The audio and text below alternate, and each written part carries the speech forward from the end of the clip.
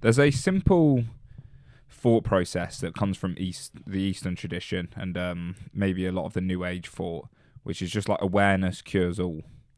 And I think there is something very baked into the human existence, that you are just meant to be like a participant of the universe and an observer, and just a conscious observer. And then when you relate that to change, and it's like you have to accept yourself and the parts of yourself first to change. That is important, and that is true in a way, because you can't change what you don't know. But then it's paradoxical, because like you have to accept the fact that that's who you are for things to change.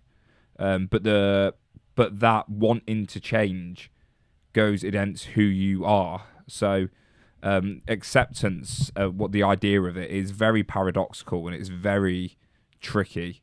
My dog is behind the camera, and he's trying. I don't know what he's doing. Look, there he is.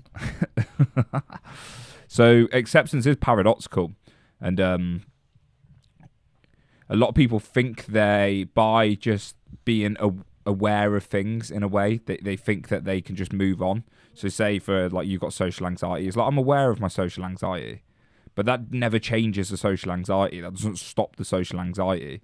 It's a process. It's like an initiation of a journey of change that you can go on. But awareness in itself doesn't in a way enact change in your life, and it doesn't mean transformation. So how do you do it? How do you transform? How do you progress? How do you move forward? And there's two ideas. There's acceptance, and then there's courage. And I really like the two feelings and the two modes of being, because you have to be courageous to step into a new way of being. But you also have to have acceptance to accept where you are and to accept who you are. Because without that, you're moving out of pathology, you're moving out of a neurosis, you're moving out of an avoidance of who you are. And moving out of an avoidance, moving out of a neurosis never allows you to break free of patterns. You actually enhance the patterns. You create and reinforce the patterns and the barriers and the defenses. But when you move out of courage, and when you move out of acceptance first and then courage, you embody a transition where you're moving upwards, you're spiraling, your consciousness is working towards a higher point of actualization. Whereas when you move out of hating yourself, can't talk.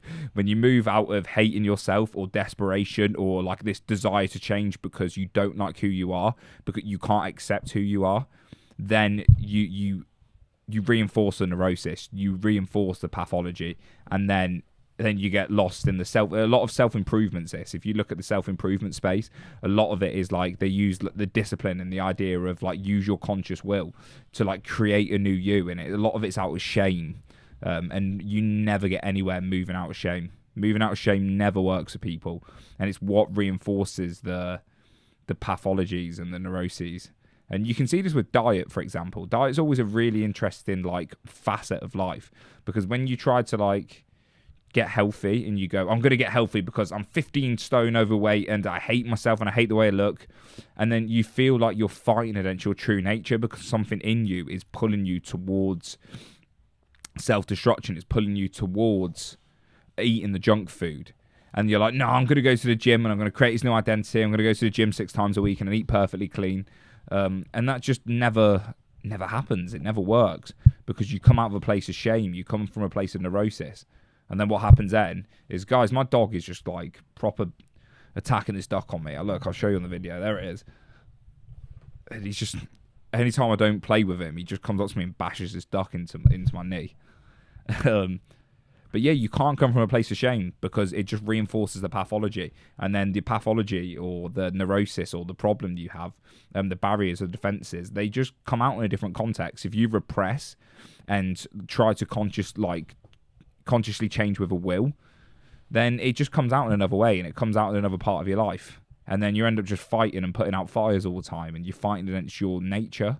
But when you accept your nature, and examine the part of you that wants to move towards self-destruction and come to a level of acceptance of like, there's a reason I got here and this is how I got here. And when you accept that and take away the shame, then you move from a place of courage of moving into the unknown. That's when you can come from a place of, right, I'm going to try and embody someone who's healthy, this healthy lifestyle of I go to the gym, I eat clean, I meal prep, and all of that can seem overwhelming and scary. Like, how am I going to fit that into my routine? How am I going to do this and that? But you come at it from a place of courage, and you come at it from a place of empowerment instead of scarcity and shame. And that shame cycle is vicious because it's just autonomous in the way it works. It's constant. It's a bombardment. And so you need to get to a level of acceptance. And how do you get to a level of acceptance? Because a lot of people want to change, but they don't know how. Or they know how to change, but they don't know why they can't. And awareness is the first step of anything. To have awareness, to have mindfulness of where you're at and what's going on in the context of your psyche and the parts of your identity, the fragmentations of your personality. To know all of that gives you power and knowledge and consciousness to change. But how do you build that awareness? And I would say I used to be a big fan of meditation, and I still love meditation. I see it as a tool to examine the identity, and I would give that as a number one prescription normally. But what I would say now is just go and live your life, and as much as possible, just learn from what's happening. And there's I always say it all the time, but this quote from Peter Crone: "It's life presents you with people and circumstances to reveal where you're not free." And just live life and be a participant in life and actively engage in life. Like, step into your life, step into the roles that you play and the responsibilities you have, and watch how that reveals things about your identity and who you think you are. And you will come to a level of acceptance when you watch yourself be in the world, because it's easy to be holy in the Himalayas was a Ram Dass quote, and it's easy just to like meditate and put a sharp awareness on your identity and try and get to the core of things. But there's parts of your psyche that don't reveal themselves unless they are triggered by something. There's an idea in Jungian psychology which is like complexes being constellated. And what they mean by that is a complex is a sub-personality. It's a part of you.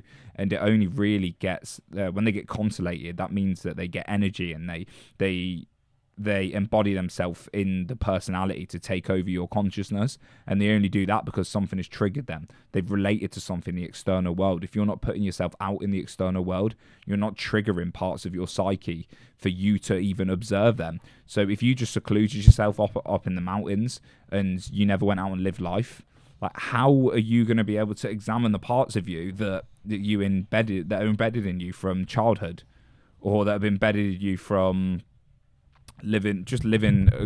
growing up with a family and living a life?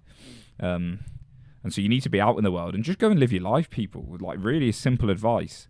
And don't have too much expectations of where you're going to be and who you're going to be, because that reveals itself as you go. And a lot of people, when they have these expectations, it comes from a place of neurosis. It comes from a place of shame because they hate who they are. They're comparing themselves to others, and they're putting their identity in the future of, I'm going to be like this, I'm going to be a millionaire, I'm going to look like this, I'm going to look like that, I'm going to have this sort of job and online income, blah, blah, blah. And like, all of that is just, it's a thought process. It's coming out of a neurosis, and it doesn't need to be there. The psyche will reveal itself through living life, through just being in the world. And it will teach you lessons, and you'll learn stuff. So that's everything I've got to say today, people.